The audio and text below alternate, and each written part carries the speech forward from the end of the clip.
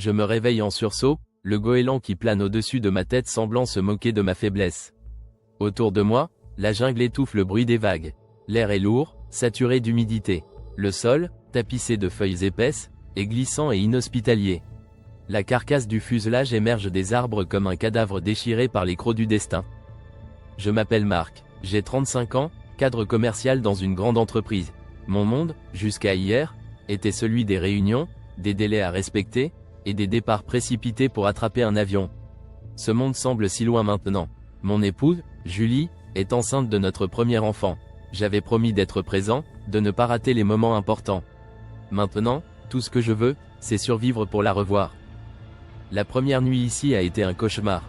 Nous étions une douzaine au départ, errant près de l'épave, à chercher un abri et à tenter de comprendre ce qui nous était arrivé. L'angoisse était palpable, le noir était total, chaque bruit semblait annoncer une menace. Je n'avais jamais ressenti une telle vulnérabilité. Je revois encore les minutes avant le crash. L'avion était stable, les turbulences pas plus impressionnantes que d'habitude. Puis le chaos, une secousse, comme si l'appareil était arraché du ciel. Les masques à oxygène sont tombés. Les cris étaient assourdissants. Instinctivement, j'ai agrippé mon siège. Mon voisin, un étudiant qui m'avait parlé de ses projets d'études en biologie, s'est évanoui à l'impact. Je ne l'ai plus revu. Quand je suis sorti des débris, l'air était rempli d'une odeur de brûlé. Plusieurs n'ont pas survécu à l'écrasement. Parmi les survivants, les regards étaient vides, comme si nos âmes avaient été laissées à bord. Dans ce chaos, quelques figures se détachent. Il y a Léa, une infirmière au regard sérieux. Elle prend rapidement les choses en main, inspectant les blessures des autres. Antoine, un adolescent de 16 ans, semble insouciant au premier abord, mais sa curiosité est à double tranchant. Enfin, Clara, la doyenne du groupe, lutte pour rester digne malgré sa fragilité évidente. À peine avions-nous commencé à nous organiser qu'un désaccord éclate. Antoine veut explorer, convaincu qu'il trouvera quelque chose d'utile. Léa insiste pour construire un abri avant la tombée de la nuit. Je tente de m'interposer, jouant le rôle de médiateur, mais la tension reste palpable. Lors de notre première exploration, un constat glaçant s'impose, pas d'eau douce visible. Sans cela, notre survie sera très courte. Plus inquiétant encore, nous tombons sur des signes étranges. Des structures en bois effondrés, comme les vestiges d'un ancien campement. Des symboles gravés dans la pierre. Des messages cryptiques qui suscitent un malaise profond. Je choisis de ne pas partager ces découvertes avec le groupe pour l'instant. Nous avons assez à gérer sans ajouter un mystère à nos problèmes. Chaque soir, alors que le silence enveloppe l'île, mes pensées reviennent à Julie et à notre futur enfant. La culpabilité me ronge, j'aurais dû être là, près d'elle, et non coincé dans cet enfer tropical. Mais l'espoir me tient debout. Si je survis, si je trouve un moyen de partir, tout cela aura un sens. Pour l'instant, il faut tenir. Minute par minute, jour après jour. Les tensions montent rapidement. Léa et Antoine sont en désaccord sur les priorités. Clara reste silencieuse, mais son regard exprime un mélange de peur et de détermination. Je finis par intervenir. Si on ne trouve pas d'eau, rien d'autre n'aura d'importance.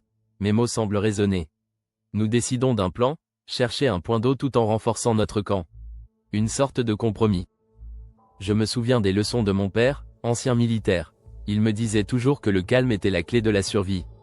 Quand tout s'effondre, Marc, garde ton sang-froid. Ces mots résonnent en moi comme un mantra. C'est peut-être pour ça que je prends naturellement les rênes. Je sens que le groupe me regarde, attendant des solutions. Je ne peux pas rester immobile. Lors d'une ascension récente, j'ai aperçu un promontoire rocheux. De là-haut, on pourrait avoir une meilleure vue de l'île. Je propose l'idée au groupe. Léa accepte de m'accompagner, tandis qu'Antoine et Clara resteront pour renforcer le camp. C'est une première étape vers quelque chose de concret. Nous prenons le peu de ressources à notre disposition, une lampe torche trouvée dans l'épave, des chaussures solides, et une barre métallique comme arme improvisée. J'esquisse un plan sommaire sur une feuille déchirée. Chaque détail compte. Nous savons que toute erreur pourrait être fatale. Pendant notre absence, Antoine découvre un objet enfoui, une boîte métallique contenant des notes manuscrites et des photos floues. Clara, méfiante, parle de présages. Elle pense que l'île garde ses secrets et que nous devrions la respecter. Mais les mystères ne font que commencer. Lors de notre ascension vers le promontoire, le terrain se révèle glissant et traître. Nous tombons sur des carcasses d'animaux, étrangement mutilés, comme si la nature elle-même les avait rejetés. Léa exprime sa peur, mais je l'encourage à avancer. Chaque pas nous rapproche de notre objectif. Arrivé au sommet, nous découvrons une cabane délabrée, son intérieur couvert de messages griffonnés. Certains parlent de « présences invisibles », d'autres mettent en garde contre « les ombres ». Une carte rudimentaire indique un point central sur l'île, encerclé de symboles de danger. Un frisson parcourt mon échine. Nous sommes clairement loin d'être les premiers à nous trouver ici. Je décide de cacher la carte au reste du groupe, à l'exception de Léa. Nous ne pouvons pas nous permettre de provoquer une panique générale. Léa et moi échangeons un regard lourd de sens, quitter cette île devient plus urgent que jamais. Je propose d'explorer le point central marqué sur la carte. Léa accepte, mais Antoine surprend une partie de la conversation et insiste pour venir avec nous. Clara, quant à elle, reste pour veiller sur le camp. Les tensions montent, mais je cède. Antoine vient avec nous. En chemin, j'essaie de rassurer Antoine en partageant des souvenirs d'enfance. Ces instants de complicité allègent brièvement l'atmosphère. Léa, elle, reste concentrée, mais je devine une lueur d'espoir dans son regard. Nous sommes une équipe, malgré tout. En arrivant au point central, nous trouvons l'entrée d'une structure souterraine. Des restes humains décomposés bloquent l'entrée. L'odeur est insupportable. Antoine panique et recule, mais Léa le calme avec une autorité douce mais ferme. Nous devons avancer. À l'intérieur, nous découvrons des équipements scientifiques et des notes évoquant des tests biologiques. Une créature humanoïde, déformée, surgit des ombres et nous attaque. C'est une fuite désespérée. Léa et moi parvenons à repousser la chose, mais l'expérience nous laisse secouer. De retour au camp, la créature nous suit.